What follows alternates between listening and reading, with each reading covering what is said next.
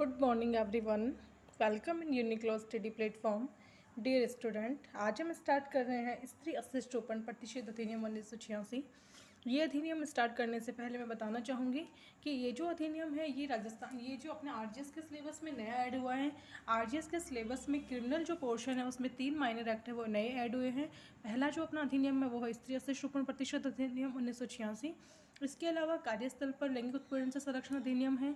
इसके अलावा तीसरा जो है वो लैंगिक अपराधों से बालकों का संरक्षण अधिनियम है।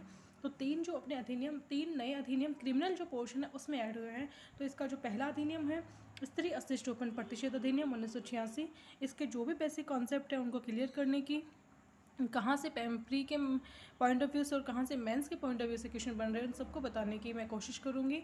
तो अपन स्टार्ट करते हैं स्त्री अशिष्ट रोपण प्रतिषेध अधिनियम 1986।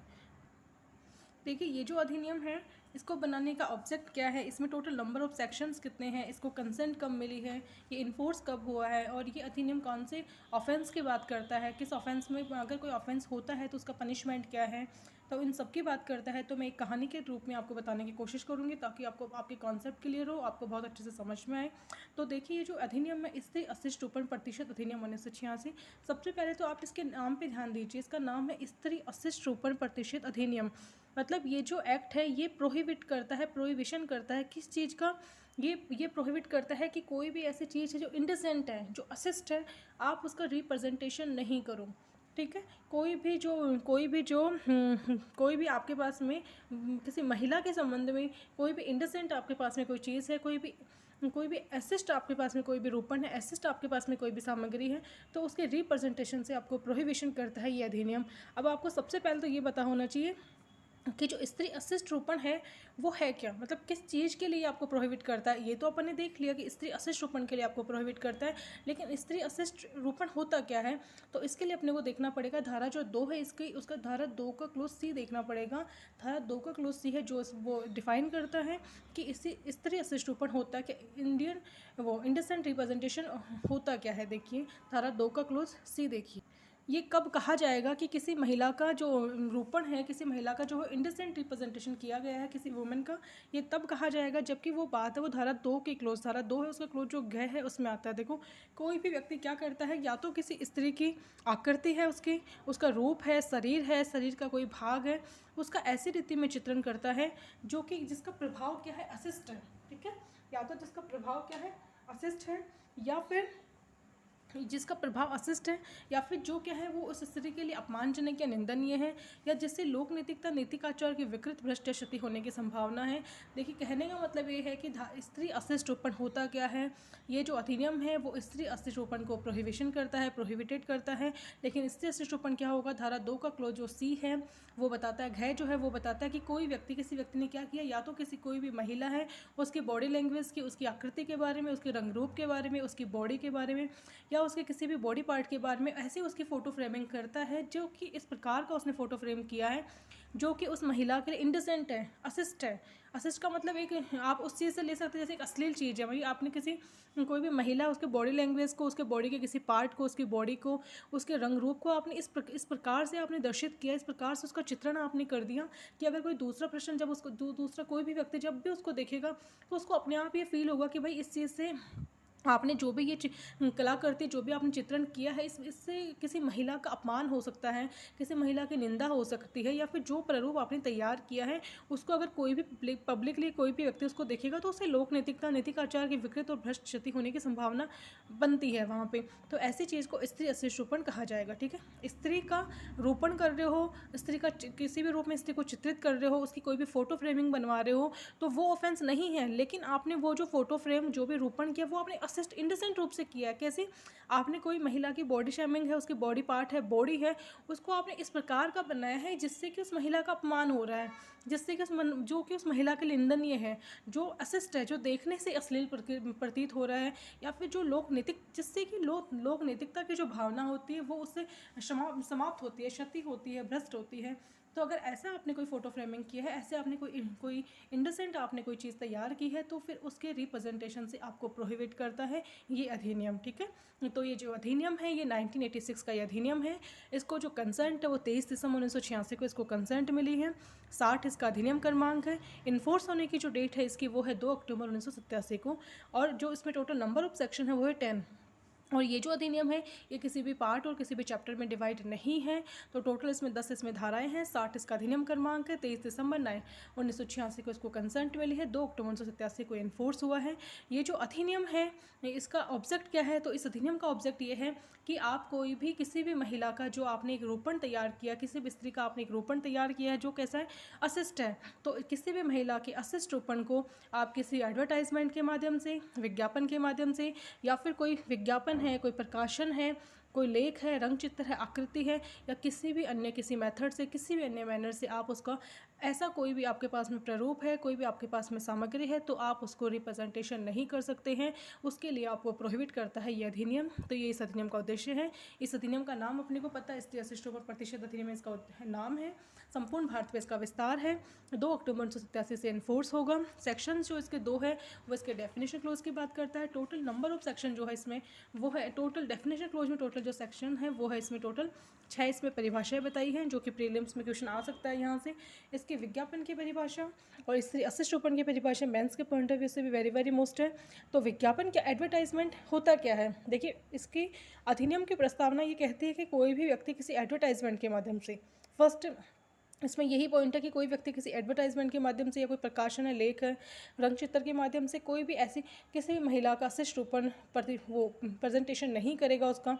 तो फिर एडवर्टाइजमेंट होता क्या है, एडवर्टाइजमेंट के अंदर क्या क्या चीज़ें आती हैं। तो किसी व्यक्ति के पास में कोई नोटिस है, ठीक है, सूचना है, किसी व्यक्ति के पास में कोई सूचना है, परिपत्र है, लेबल है, रेपर है, अन्य कोई दस्तावेज है, या फिर कोई ध्वनि धुआं गैस के माध्यम से तैयार किया गया कोई दृश्य रूपण भी है। तो ये सारी चीज़ें हैं वो, ये सारी चीज़ें एडवर्टाइजमेंट के अंदर इंक्लूड होंगी। एडवर्टाइजमेंट होता क्या है, देखो कोई व्यक्ति ये नहीं कह सकते कि अपन जैसे टीवी में कोई ऐड आ रहा है तो अपन सिर्फ उसी को एडवर्टाइजमेंट बोलेंगे, या फिर कहीं दीवार पे कुछ लिखा हुआ है उसी को एडवर्टाइजमेंट बोलेंगे, नहीं। एडवर्टाइजमेंट के अंदर क्या क्या आती है, कोई भी सूचना, अपनी कोई सूचना है आपके पास में, कोई परिपत्र है, लेबल है, कोई रेपर है, या फिर कोई अन्य कोई डॉक्यूमेंट है, या फिर कोई भी आपने ऐसा कोई प्रारूप तैयार किया है जो कि किसके माध्यम से बना है, किसी प्रकार से ध्वनि धुआं या गैस के माध्यम से तैयार किया गया है। तो ऐसी हर चीज़ है वो एडवर्टाइजमेंट में शामिल होगी। एडवर्टाइजमेंट की जो डेफिनेशन है वो यहाँ पे इसलिए दी गई है क्योंकि एडवर्टाइजमेंट के माध्यम से कोई भी ऐसा एडवर्टाइजमेंट है आपके पास में जिसमें किसी स्त्री का असिस्ट रूपण है, जिसमें किसी भी वुमेन का इंडिसेंट रिप्रेजेंटेशन है आपके पास में, तो जो कि तो आप उसका कहीं भी ना तो आप उसका प्रकाशन करोगे, ना ही करवाओगे, और ना ही आप ऐसे प्रकाशन और प्रदर्शन का प्रकाशन या प्रदर्शन की व्यवस्था करोगे। देखिए जो धारा दो है उसका जो क्लोज जो क्या है अपने को बताता है एडवर्टाइजमेंट की डेफिनेशन। एडवर्टाइजमेंट की डेफिनेशन में क्या क्या इंक्लूड है ये बताया धारा 2A में कि भाई कोई भी आपके पास में सूचना है, परिपत्र है, लेबर है, कोई डॉक्यूमेंट है, या फिर ऐसा कोई प्रारूप है जो कि आपने ध्वनि धुआं गैस से तैयार किया है, वो हर वो चीज़ वो एडवर्टाइजमेंट में इंक्लूड होंगी। एडवर्टाइजमेंट की डेफिनेशन क्यों दी है, वो इसलिए दी है कि कोई भी ऐसा एडवर्टाइजमेंट आपके पास में है जिसके अंदर किसी भी वुमन के लिए, किसी भी महिला के लिए इंडसेंट आपके पास में कोई सामग्री है, तो उस इंडसेंट सामग्री को आप एडवर्टाइजमेंट का उसे इंडसेंट जो आपके पास में सामग्री है उसको आप किसी भी एडवर्टाइजमेंट के माध्यम से ना तो आप उसका पब्लिशिंग करोगे, ना ही आप उसकी व्यवस्था करोगे। तो उसके लिए आपको प्रोहिबिट करता है सेक्शन 3, ठीक है। सेक्शन 3 इसका वेरी वेरी मोस्ट इसका सेक्शन है जो कि आपको धारा 2A के साथ में पढ़ना है कि 2A ने बताया विज्ञापन क्या होता है। उस विज्ञापन को आपको प्रोहिबिट किया गया है कहाँ पे, सेक्शन 3 में किया गया है कि आपके पास में अगर ऐसा कोई एडवर्टाइजमेंट है जिसमें किसी महिला का इंडसेंट रिप्रेजेंटेशन किया गया है तो आपको उसको प्रकाशन नहीं करना है, ना ही आपको उसकी कोई ऐसी कोई व्यवस्था करनी है किसी और के लिए, ठीक है, कोई अरेंजमेंट आपको नहीं करना है, ठीक है। तो इसके लिए आपको प्रोहिबिट कर रहा है सेक्शन 3। इसके बाद में अगर मानो आपके पास में कोई ऐसी कोई पुस्तक है, पुस्तिका है, कोई भी चीज़ है आपके पास में, तो उसको ना तो आपको पब्लिशिंग करना है, ना ही किसी व्यक्ति को आपको सेंड करना है बाई पोस्ट, तो उसके लिए आपको प्रोहिबिट करता है इसका सेक्शन 4, ठीक है। तो इस अधिनियम में जो मेनली जो ऑफेंस की जो बात होती है वो सेक्शन 3 और सेक्शन 4 बात करता है सबसे पहले असिस्ट ओपन क्या होता है, अपन ने डेफिनेशन क्लोज 2 के सी में देखा, फिर 2A में इसका एडवर्टाइजमेंट है। दोनों ही definition very very most definition है जो कि पूरे पूरे एक्ट को डिफाइन करती है। तो अगर आपके पास में कोई भी स्त्री असिस्ट ओपन है जिसको आप विज्ञापन के माध्यम से एडवर्टाइजमेंट नहीं करेंगे तो वो है सेक्शन 3। इसके अलावा आप उसका पब्लिशिंग और सेंडिंग बाई पोस्ट नहीं करेंगे, ये इसके लिए सेक्शन 4 बात करता है। सेक्शन 4 बात करता है कि अगर आपके पास में कोई भी ऐसे पुस्तक पुस्तिका है, कागज पत्तर है, फिल्म है, लेख है, रेखा चित्र, रंग चित्र, कोई भी फोटो चित्र रूपण या कोई भी आकृति आपके पास में है जिसमें किसी महिला का अशिष्ट रूपण अंतर्विष्ट है, भाई आपके पास में ऐसे कोई इन ये जो इसमें पॉइंट दे रखे हैं, पुस्तक पुस्तिका, कागज पत्तर, स्लाइड, फिल्म, लेख, रेखा चित्र, रंग चित्र, रूपण, आकृति, अगर आपके पास में इन सामग्री में से कोई भी एक सामग्री ऐसी है जिस सामग्री में आपको पता है कि किसी भी वुमेन का इंडिसेंट रिप्रेजेंटेशन किया गया है, उसके बावजूद आप क्या करते हैं, आप उसको प्रोड्यूस करते हैं, सेल करते हैं, हायर करते हैं, डिस्ट्रीब्यूट सर्कुलेट अगर आप करते हैं तो आपने सेक्शन 4 का ऑफेंस किया है। तो ऐसी कोई सामग्री जो कि स्त्रियों का अशिष्ट रूपण करती है, उसमें स्त्री का अशिष्ट रूपण अंतर्विष्ट है, तो आपको उसका उत्पादन नहीं करना है, विक्रय नहीं करना है, भाड़े पर नहीं देना, वितरित नहीं करना, परिचालित नहीं करना, डाक द्वारा नहीं भेजना है। ठीक है, कोई भी ऐसा वुमन कोई भी इंडिसेंट रिप्रेजेंटेशन कोई भी आपके पास में है तो आप ना उसको प्रोड्यूस करोगे, सेल है, हायर, डिस्ट्रीब्यूट और सर्कुलेट आप नहीं करोगे। अगर आपने किया तो उसके लिए आपको सेक्शन 4 का आपने ऑफेंस किया है, क्योंकि सेक्शन 4 ने आपको प्रोहिबिट कर दिया कि आपको ऐसा नहीं करना, और आपने कर दिया तो आपने सेक्शन 4 का ऑफेंस किया है। अब अगर आपने सेक्शन 3 और सेक्शन 4 का ऑफेंस कर दिया है तो इसके लिए आपको पनिशमेंट क्या होगी, तो सेक्शन 3 और 4 का जो ऑफेंस करने के बाद में जो पनिशमेंट का जो प्रावधान है, सजा का जो प्रावधान है, वो ये जो अधिनियम है अपना स्त्री अशिष्ट रूपण प्रतिशत अधिनियम, इसका जो सेक्शन 6 है वो बात करता है कि अगर कोई भी व्यक्ति धारा 3 और धारा 4 का अपराध करता है तो उस व्यक्ति को प्रथम दोष सिद्धि पे उस व्यक्ति को प्रथम दोष सिद्धि पे उस व्यक्ति को 2 वर्ष तक की सज़ा होगी और जुर्माना है जो वो होगा 2000 रुपये तक। लेकिन अगर उसने वही अपराध दोबारा से किया है, कोई पश्चातवर्ती कोई दोष सिद्धि है, तो 6 महीने से कम का कारावास नहीं होगा, लेकिन जो 5 वर्ष तक का हो सकेगा, और जुर्माना जो है वो 10,000 से कम का नहीं होगा, जो कि 1 लाख रुपये तक का हो सकेगा। ठीक है, तो इंडिसेंट रिप्रेजेंटेशन होता क्या है, 2C बताता है। एडवर्टाइजमेंट क्या होता है, 2A बताता है। आपको एडवर्टाइजमेंट के लिए प्रोहिबिट किया गया है कि अगर आपके पास में ऐसी कोई भी सामग्री है जो किसी महिला का रिप्रेजेंटेशन करती है तो आपको उसका एडवर्टाइजमेंट नहीं करना, तो इसके लिए प्रोहिबिट किया सेक्शन 3 ने।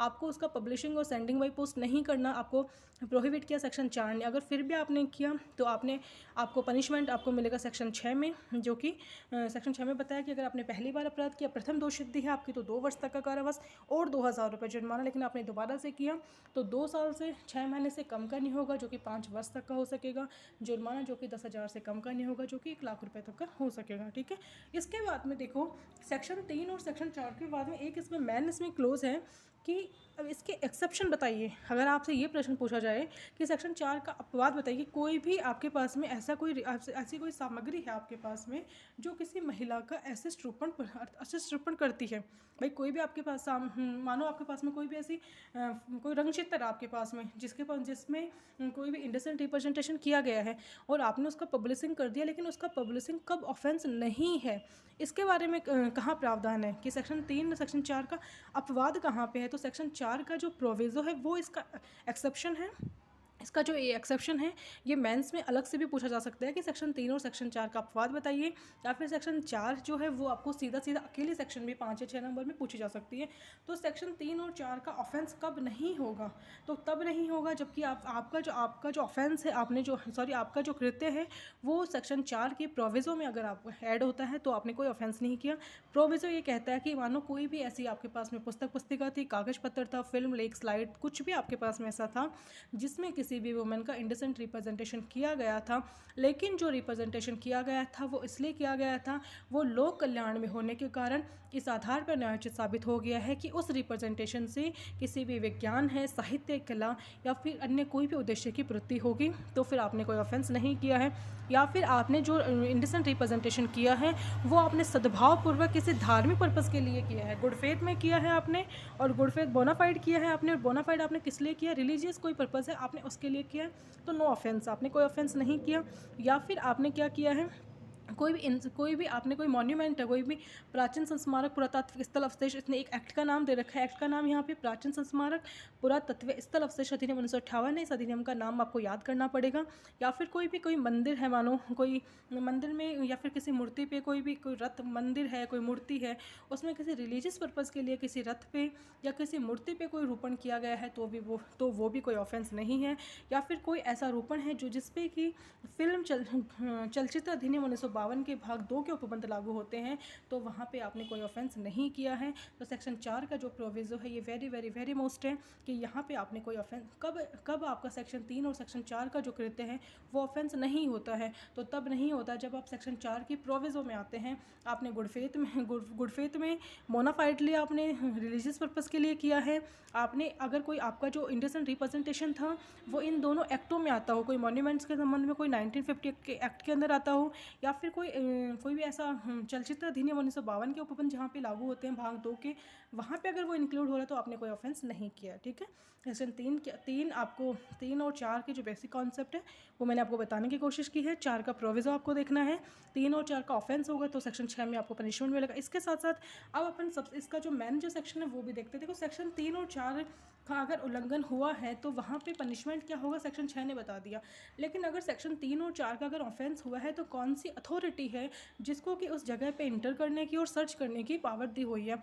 तो power to enter and search के जो सेक्शन हैं वो सेक्शन 5 या सेक्शन जो 5 है वो इसका डिफाइन करता है। सेक्शन 5 अपना ये बताता है कि अगर सेक्शन 3 और 4 का ऑफेंस हुआ है तो राज्य सरकार के द्वारा प्राधिकृत कोई भी राजपत्रित अधिकारी, ये जो इसका जो क्लोज है फर्स्ट क्लोज, यहाँ से क्वेश्चन प्रीलिम्स में भी बन सकता है। बाकी मेंस के लिए तो ये मेन सेक्शन है ही 3, 4, 5, 6 और 7, ये इसके मेन सेक्शन है। और इसके अलावा डेफिनेशन क्लोज का जो 2A और 2C जो है, और इस अधिनियम का उद्देश्य क्या है, ये 6-7 क्वेश्चन इसके वेरी वेरी मोस्ट क्वेश्चन है मेंस के लिए। इसके अलावा ये क्वेश्चन बन सकता है आपके लिए, आपको मेंस में क्वेश्चन बन सकता है आपके सामने। तो देखिए यहाँ से ये जो है ना सेक्शन की, भाई सेक्शन 3 और 4 का अगर कोई ऑफेंस हुआ है या फिर होने की संभावना है तो वहाँ पे तलाशी और प्रवेश करने की, इंटर और सर्च करने की जो पावर है वो राज्य सरकार के द्वारा प्राधिकृत कोई भी राजपत्रित अधिकारी है, गजिटेड जो ऑफिसर है, अथोराइज गजिटेड जो ऑफिसर है, जिसको अपॉइंट किसके द्वारा किया जाएगा, स्टेट गवर्नमेंट के द्वारा। तो ऐसे व्यक्ति को प्रवेश और तलाशी लेने की शक्ति है। ये प्रीलिम्स में यहाँ से क्वेश्चन बन सकता है कि कौन सी अथॉरिटी है जिसको इंटर करने के एंड सर्च करने की पावर है, तो वो राज्य सरकार के द्वारा राजपत्रित अधिकारी होगा। राज्य सरकार ने जिस भी अथोराइज जो भी ऑफिसर है उसको अपॉइंट किया, उस अधिकारी के पास में ये पावर है कि जिस भी स्थान के संबंध में उसके पास में ये विश्वास करने का कारण है कि कोई अपराध हुआ है या होने वाला है, तो वो वहाँ पे प्रवेश करेगा, तलाशी लेगा। और जब वो वहाँ पे प्रवेश और तलाशी करेगा और कोई भी ऐसी सामग्री है जिसके संबंध में उसको ये प्रतीत होता है कि इस सामग्री को इस अधिनियम के अधीन ऑफेंस करने में काम में लिया गया है, तो उस सामग्री को वो अपने कब्जे में पोजीशन में ले सकता है, अभिकृत कर सकता है, उसकी तलाशी ले सकता है। या फिर कोई दस्तावेज या कोई अभिलेख है, कोई भौतिक पदार्थ, अगर उसको लग रहा है कि इससे कोई एविडेंस मेरे को मिल सकता है तो उसको भी वो अभिकृत कर सकता है। लेकिन अगर कोई प्राइवेट घर है, अगर कोई भी प्राइवेट परिसर है, कोई भी प्राइवेट घर में अगर उसको इंटर करना है और सर्च करना है तो वहाँ पे वो क्या करेगा, बिना वारंट के प्रवेश नहीं करेगा। वहाँ पे उसको सर्च करने के लिए, इंटर करने के लिए वहाँ पे वारंट उसके पास में होना ही होना चाहिए। देखिए सेक्शन जो 5 है इसमें जो इंटर करने की और सर्च करने की जो पावर राज्य सरकार द्वारा राजपत्रित अधिकारी के पास में है। और ये जो अधिकारी है इस अधिनियम के अधीन अगर इसको लगता है कि कोई ऐसा क्षेत्र है उसके स्थान अधिकारिता के अंदर जिसमें इस अधिनियम के अधीन अपराध किया गया है या किया जा रहा है, तो इसके पास में पावर है कि वहाँ पे प्रवेश कर सकता है, वहाँ पे तलाशी ले सकता है, आपराधिक संपत्ति को जब्त कर सकता है, उसके अगर कोई दस्तावेज या अभिलेख है उसकी परीक्षा कर सकता है। लेकिन वो उसको प्रतीत हो रहा है कि भाई इससे साक्ष्य प्राप्त हो सकता है तो उसको कब्जे में ले सकता है। लेकिन अगर कोई प्राइवेट घर है तो वहाँ पे बिना वारंट के प्रवेश नहीं करेगा। वेरी वेरी मेन से है ये क्लोज। यहाँ पे प्री में क्वेश्चन बन सकता है कि अगर आपको किसी प्राइवेट निवास घर में आपको कोई सर्च करना है, एंटर होना है वहाँ पे, तो आपके पास में वारंट होना ही होना चाहिए। इसके अलावा कोई डॉक्यूमेंट है, कोई भी अभिलेख है, कोई भी ऐसी चीज़ है जहाँ पे आपको लग रहा है कि इससे मुझे कोई साक्ष्य प्राप्त हो सकता है, लेकिन वो दस्तावेज वो डॉक्यूमेंट इस प्रकार का है कि आप उसके कुछ भाग में ऐसी चीज़ें अंतर्विष्ट है, तो और लेकिन आप उसको उस पूरे डॉक्यूमेंट से अलग नहीं कर सकते। अगर आपने ऐसा किया तो वहाँ पे उस डॉक्यूमेंट की उपयोगिता कम हो जाएगी, तो वहाँ पे आप पूरे के पूरे डॉक्यूमेंट को भी आप अभिकृत कर सकते हैं। और इस सेक्शन में सेक्शन जो 5 जो इंटर और सर्च की जो पावर के बारे में जो प्रावधान कर रहा है, इस सेक्शन के 5 के जो 5 की जो पावर है और जो प्रोसीजर जो है वो सेम जो सीआरपीसी के सेक्शन जो 94 है, जो वारंट के संबंध में जो प्राधिकार दिए हुए हैं, वही प्रावधान, वही जो प्रोसीजर है वो यहाँ पे अप्लाई होगा। और जैसे ही ये राजपत्रित अधिकारी है, किसी भी सामग्री उसके पास में आपराधिक कोई वस्तु उसको मिलती है, तो जो भी उसका निकटतम मजिस्ट्रेट है उसको इत्तिला देगा और उस वस्तु की कस्टडी के संबंध में आदेश प्राप्त करेगा। यहाँ से भी आपका क्वेश्चन बन सकता है। देखो यहाँ पे निकटतम मजिस्ट्रेट है, निकटतम न्यायिक, कोई और कुछ नहीं लिखा हुआ है कि कौन सी कैटेगरी का, कौन सी श्रेणी का मजिस्ट्रेट होगा। तो यहाँ पे आपको ध्यान देना है, सूचना किसको देगा, निकटतम मजिस्ट्रेट को देगा। और किस चीज़ की देगा, कि उस वस्तु की, उस ये इत्तिला देगा उसे कि मुझे भाई मैंने ये वाली वस्तु यहाँ से अभिग्रहण की है, और उस वस्तु की अभिरक्षा के संबंध में उससे आदेश भी प्राप्त करेगा। तो section 3, 4, 5, 6 very very main section है इसकी। ये समझिए आप इस पूरे एक्ट की बैकबोन, पूरे इस एक्ट की जिस्ट आप कह सकते हैं, क्योंकि सेक्शन 3, 4, 5, 6 ही बताती है कि ये जो अधिनियम है इसमें ऑफेंस क्या है। तो सेक्शन 3, 4 ने आपको सेक्शन 3 एडवर्टाइजमेंट की प्रोहिबिशन की बात करता है, सेक्शन 4 आपको पब्लिशिंग और सेंडिंग बाई पोस्ट की प्रोहिबिशन की बात करता है।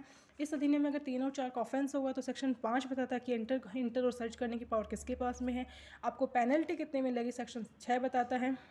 इसके अलावा इसका जो सेक्शन 7 है वो बताता है कि जो कोई भी अपराध है जो कि इंडिसेंट रिप्रेजेंटेशन जिसमें इंक्लूड है, अशिष्ट रूप अंतविष्ट करने वाले कोई भी प्रावधान, कोई भी अपराध है, वो अगर मानो किसी कंपनी ने कर दिया तो क्या होगा। तो वो व्यक्ति जो किसी कंपनी, उस कंपनी का संचालक, प्रभारी, प्रबंधक है, वो उसके लिए उत्तरदायी होगा। लेकिन वो व्यक्ति ये साबित कर देता है कि उसने उस अपराध को नहीं करने की, अपराध को निवारित करने की पूरी सावधानी बरती थी, या फिर उसको उस अपराध की जानकारी नहीं थी, तो फिर वो यहाँ पे लायबल नहीं होगा। लेकिन ये जांच पे ये साबित हो जाता है कि अपराध ऐसे प्रबंधक, सचिव, जो भी अधिकारी है, उसकी लापरवाही से, उसकी मौनानुकूलता से कारित हुआ है, तो वो दंडित किया जाएगा। सेक्शन 7 जो है इसका, सेम ये सेक्शन 141 एनआई एक्ट के, सेम 141 जो एनआई एक्ट का सेक्शन है, सेम वो सेक्शन है। दोनों ही अपने एनआई एक्ट और जो ये इंडिसेंट रिप्रेजेंटेशन एक्ट है, दोनों ही क्रिमिनल पोर्शन के माइनर एक्ट है। तो चांस है यहाँ से कि दोनों में से किसी एक एक्ट में से कंपनी द्वारा ऑफेंस की, जो कंपनी द्वारा जो अपराध है उसके बारे में, प्रावधान के बारे में अपने से प्रश्न पूछा जा सकता है। तो अगर एनआई का 141 पूछा जाता है तो अपन यहाँ पे जो इंडिसेंट का सेक्शन 7 है उसका लिंक भी अपन वहाँ से शेयर कर सकते हैं। अपन बता सकते हैं कि भाई इंडिसेंट रिप्रेजेंटेशन का सेक्शन 7 भी इसके बारे में बात करता है, और यहाँ से पूछा जाता है तो अपन एनआई एक्ट के 141 के बारे में बता सकते हैं। ठीक है, तो ये अपनी इसका सेक्शन 7 है। और इसके अलावा इस जो अपना 80-80% अधिनियम है, इसके अंदर जो ऑफेंस जो हो रहे हैं उन ऑफेंस की नेचर क्या होगी, तो वो अपराध जो है वो जमानतीय होंगे और संज्ञेय होंगी। सेक्शन 8 बताता है। और जो भी गुड फेथ में जो कार्रवाई करेगा उसको संरक्षण है। सेक्शन 9 में नियम बनाने की जो शक्ति है वो केंद्र सरकार को है। तो जो मेन सेक्शन है इसकी मैंने बताने की कोशिश की। इसके अलावा देखो जो सेक्शन 2 है इसमें टोटल 6 परिभाषाएं बताई है, जिसमें अपन ने पहली और तीसरी अपन ने डिस्कस की थी। दूसरी इसकी डेफिनेशन, इसका नंबरिंग आपको याद रखना है, बाकी इतना कुछ नहीं है। वितरण के बारे में बात कर रहा है, ये डिस्ट्रीब्यूशन के बारे में बात कर रहा है। तो वितरण नमूने के तौर पे चाहे मुफ्त में हो या अन्यथा। लेबल जो है 2D में दे रखा है।